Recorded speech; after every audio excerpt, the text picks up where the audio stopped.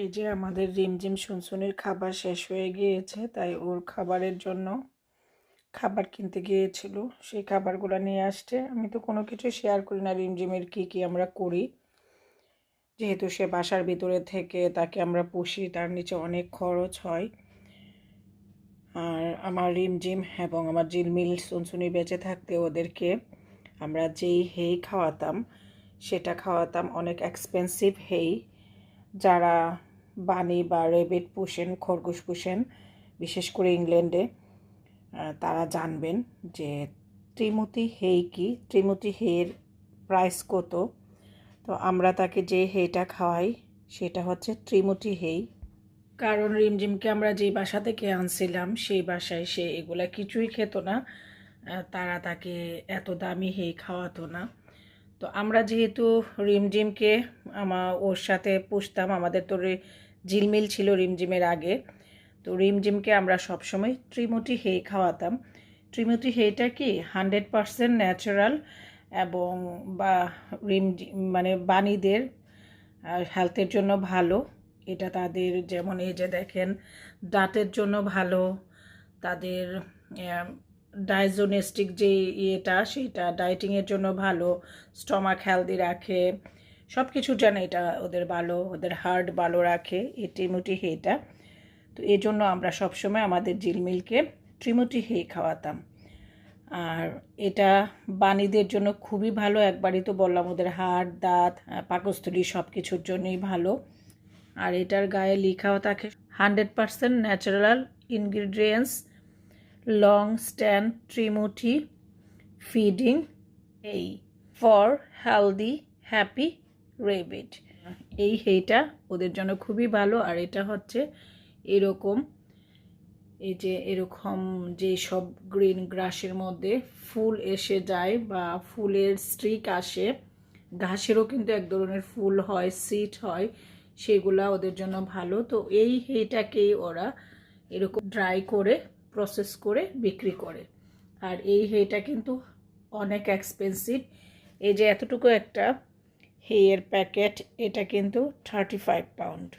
It's too expensive. শুধু এইটাই না, সঙ্গে রিমঝিমের এটা তো হেই নিয়ে আসলাম। এই হেইটা খাই সবসময় আমরা, যেহেতু রিমঝিম ঝিলমিলের সঙ্গে থেকে অভ্যস্ত। ঝিলমিলকে যেহেতু আমরা ত্রিমুটি খাওয়াইতাম, এটার কিন্তু দুই ধরনের আছে। এটা এক ধরনের ত্রিমুটি, আরেকটা আছে দেখাই, এই যে এটাও কিন্তু ত্রিমুটি। এই হেইটাও খায়। আর এটা ভেরি এক্সপেন্সিভ এই প্যাকেটটা, এটা তো 35 পাউন্ড এই টিমুটিটা।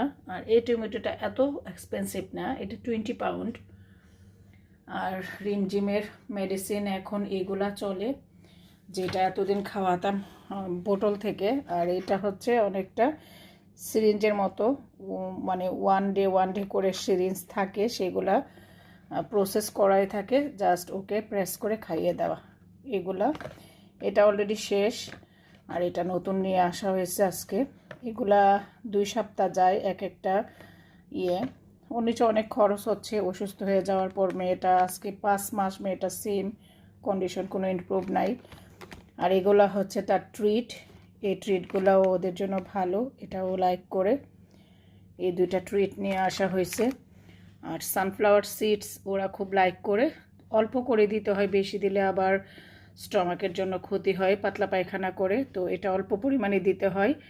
উইকে 4-5টা, মানে এভরিডে না, উইকে 4-5টা, সারা সপ্তাহে 4-5টা সানফ্লাওয়ার সিড দিতে হয়।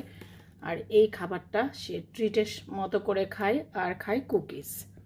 ওদের এক ধরনের কুকিজ আছে, সেটা আমি আরও অন্য ভিডিওতে দেখাইছি। এই হচ্ছে রিমঝিমের খাবার। আর আমি তো ওর খাবার বাসায়ও তৈরি করে রাখি। এই যে অ্যাপেল আর এই যে ক্যারট শুকিয়ে রাখছি, এগুলা ও খায়। কাঁচাটা সে খেতে পারে না, তার সমস্যা হয়, তো ড্রাই করে রাখি। এটা প্যাট শপে অনেক এক্সপেন্সিভ।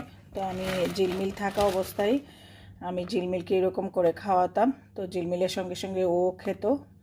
এই যে অ্যাপেল কিনে এনে, বেশি করে অ্যাপেল কিনে এলে ড্রাই করে রেখে দিই, হোল উইন্টার সামার ওকে খাওয়াই। আর সঙ্গে সানফ্লাওয়ার সিডস ওরা খায়।